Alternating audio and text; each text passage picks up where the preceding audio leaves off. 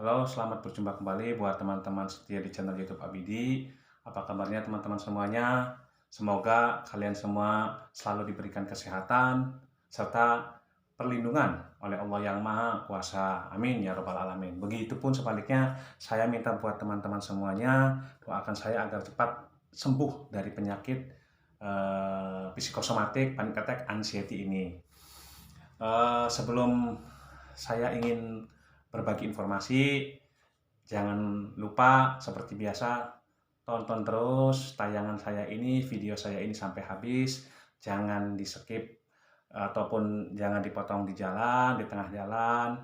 Barangkali bisa bermanfaat video ini untuk rekan-rekan, untuk teman-teman semua maupun keluarga teman-teman semua. Dan jangan lupa pula klik loncengnya ataupun subscribe-nya biar teman-teman semua bisa mendapatkan notifikasi atau pemberitahuan bila mana saya sedang mengupload video-video terbaru. Jadi begini teman-teman, saya hanya ingin menceritakan pengalaman saja, melanjutkan cerita yang waktu saya pergi mau ke suatu tujuan. Nah, pada saat itu saya cerita nyetir motor dibonceng sama kakak saya. Nah, dengan sensasi yang luar biasa selama 4-5 jam perjalanan. Sepanjang 1 tahun itu saya nggak pernah yang namanya eh, katakanlah nyetir ataupun dibonceng, apalagi motor, bisa sampai berjam-jam. Bahkan 10 kilo pun saya berhentinya bisa 2 kali, 3 kali. Ini perjalanan jam atau 4 jaman atau 5 jam lah gitu teman-teman. Nah, dari situ. Nah, sekarang saya di sana selama hampir kurang lebih 1 minggu, teman-teman. Sebenarnya apa? Saya hanya menceritakan. Saya di sana sebatang kara. Saya selama 1 tahun bekerja dan hidup ada yang ngurus, baik istri maupun keluarga saya. Alhamdulillah, care mereka semuanya. Alhamdulillah ada hasil mengalami perbaikan gitu, teman-teman.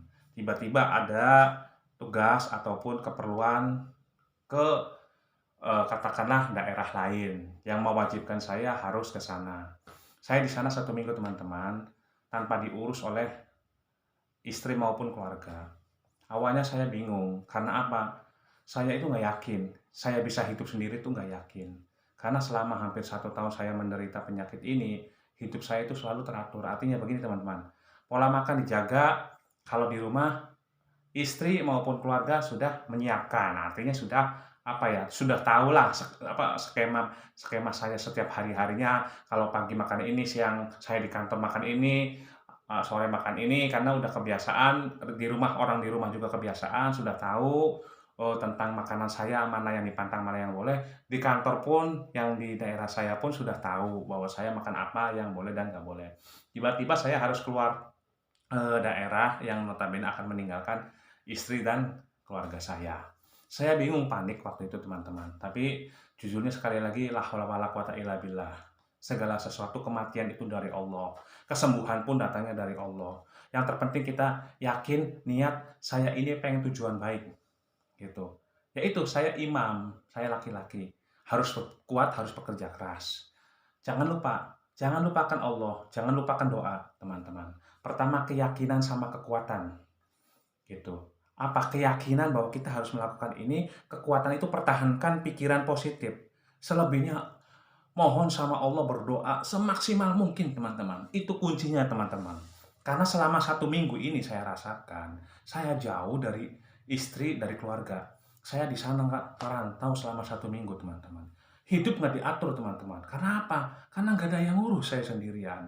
Pola makan, jadwal makan, obat, segala macam kebiasaan saya selama 1 tahun di rumah saya sendiri itu, teman-teman, tidak bisa diterapkan di daerah sana. Ya karena saya sendirian, teman-teman.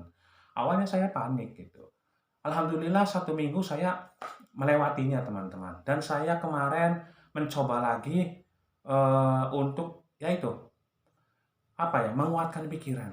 Coba saya kemarin pulang dijemput sama istri. Kan berangkatnya saya diantar sama kakak. Nah, begitu saya mau pulang ke kampung saya, ke rumah saya, nah, istri jemput.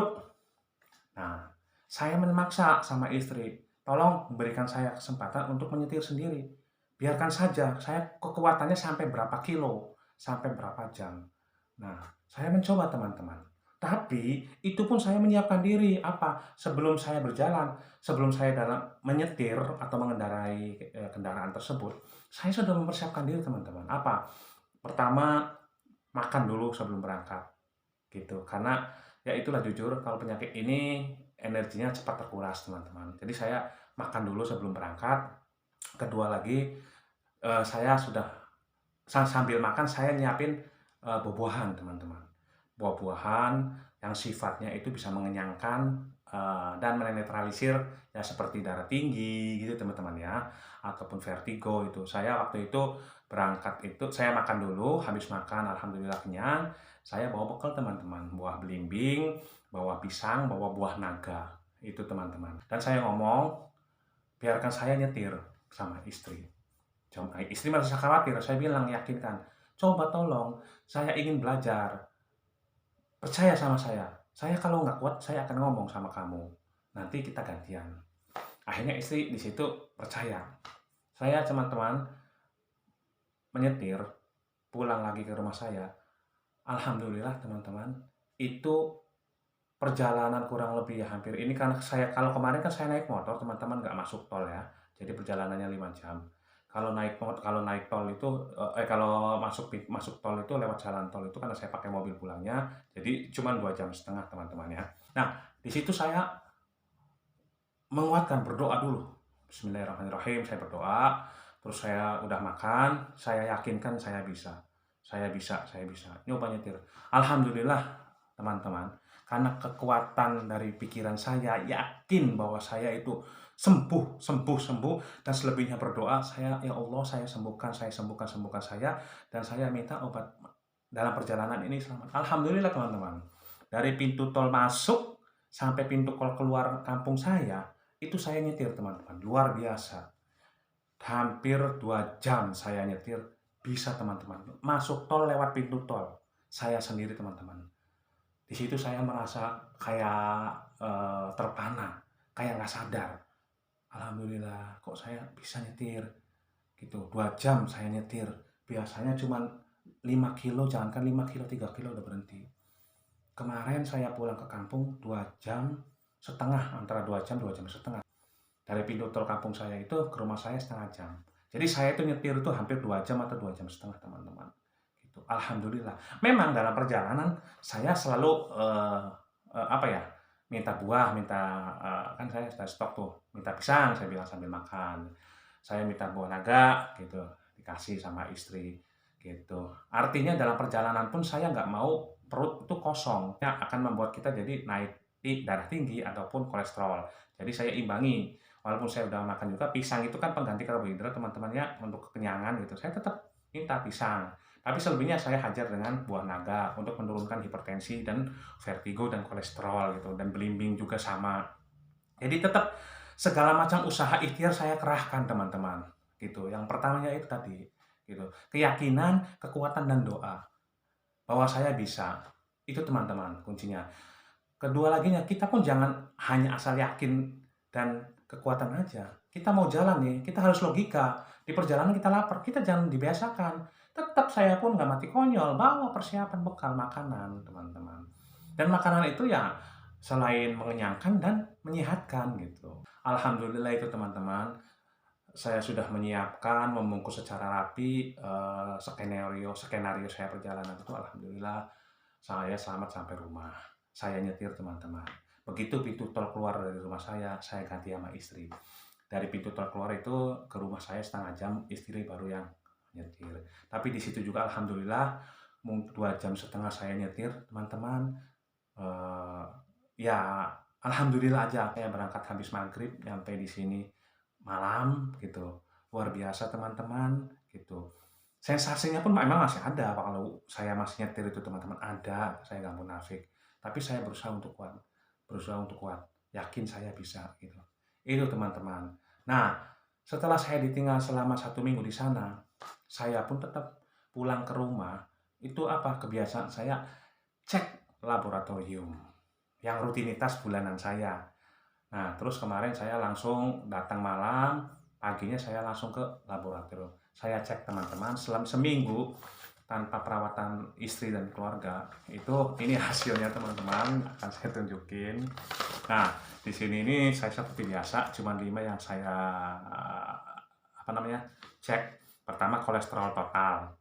Kolesterol total itu standarnya di sini nilai rujukan dokternya itu 180, saya hanya 170. Artinya alhamdulillah masih normal.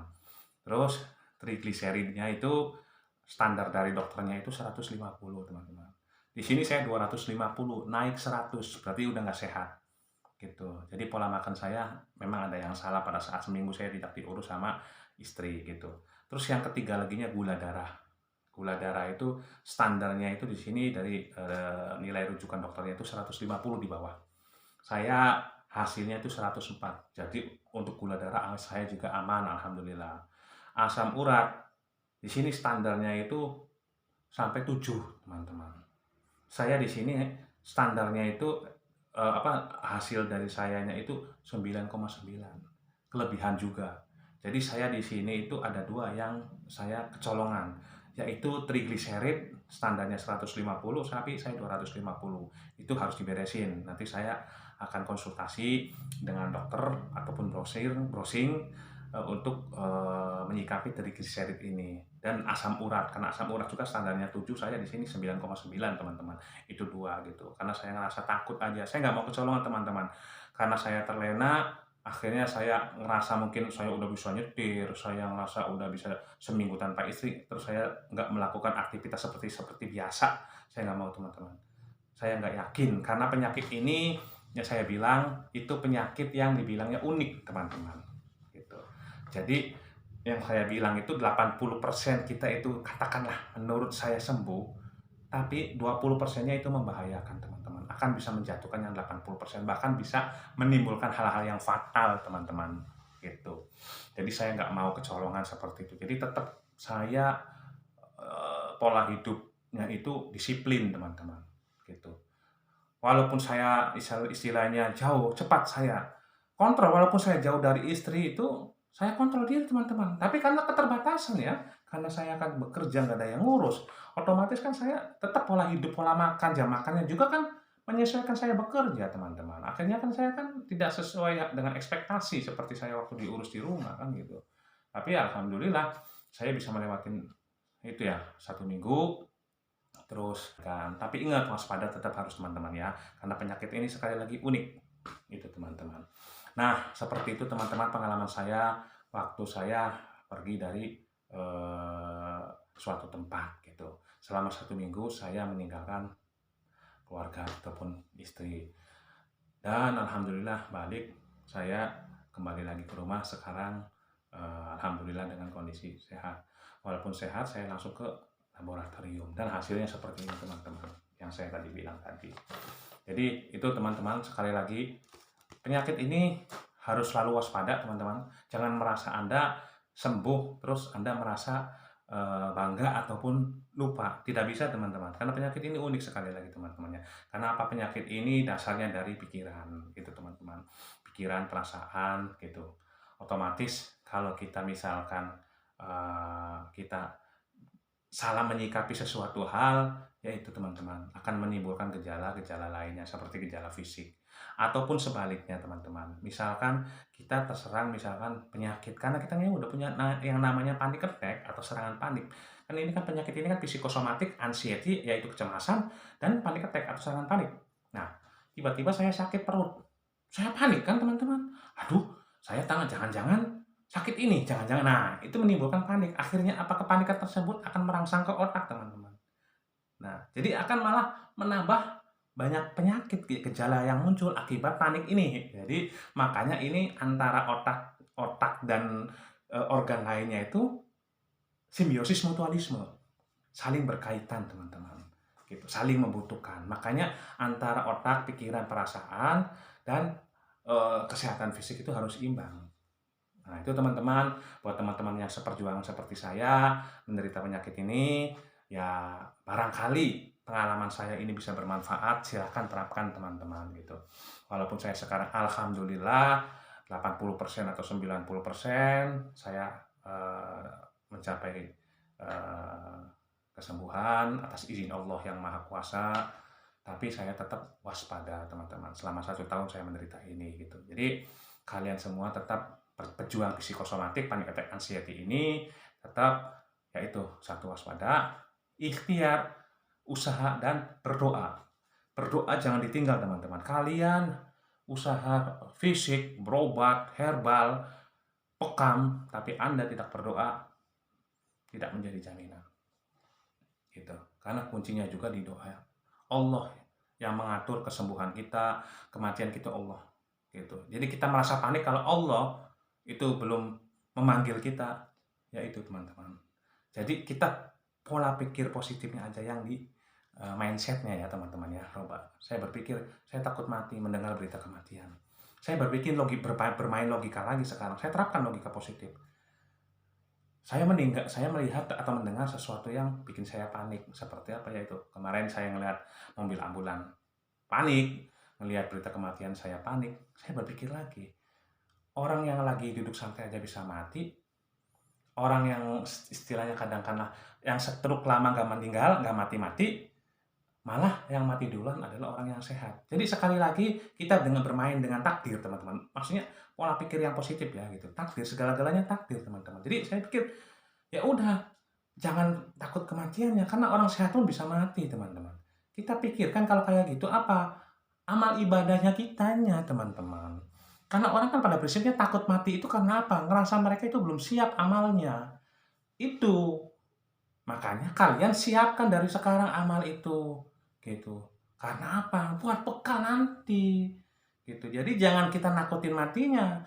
Gitu. Tapi kita takutin persiapan apa kita ke sana. Karena saya yakin saya dan teman-teman pun takut mati itu karena ngerasa kalau Anda itu belum siap, masih banyak dosa. Ya itu saya tanya sekarang teman-teman, kapan Anda mau tobatnya? Kapan Anda mau merubah diri untuk menjadi hidup lebih baik, banyak beramal, jadi orang baik katakanlah ya, banyak ini melakukan hal-hal kebaikan dan kebajikan selama hidup gitu teman-teman. Itu jadi sekali lagi mindset rubah. Kematian takdir Allah.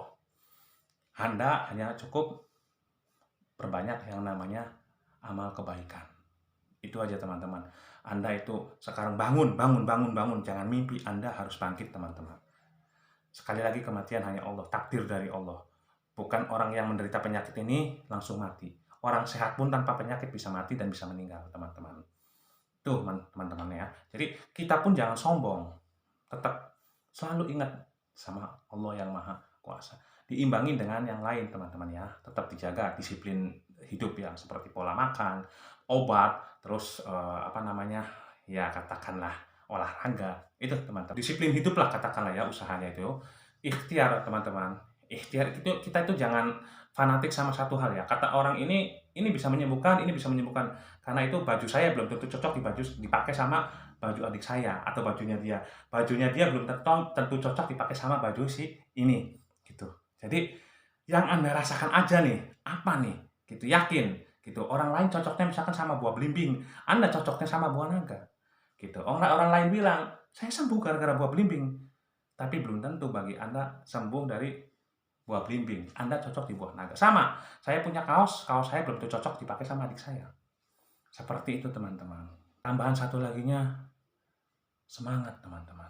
Rubah pola mindset ya teman-teman. Saya sekarang secara fisik, alhamdulillah sudah 90%. Tinggal saya ingin merubah mindset saya. Karena ini mindset otak ini bisa menjatuhkan 80-90% teman-teman. Percaya omongan saya. Itu teman-teman semuanya. Jadi mungkin di sini saja saran saya buat teman-teman semuanya. Saya hanya menceritakan pengalaman saya selama 1 minggu. Nah, mungkin bisa disambung di lain kesempatan teman-teman gitu. Semoga video saya ini bisa bermanfaat untuk motivasi edukasi buat teman-teman semuanya. Sekian saja. Assalamualaikum warahmatullahi wabarakatuh.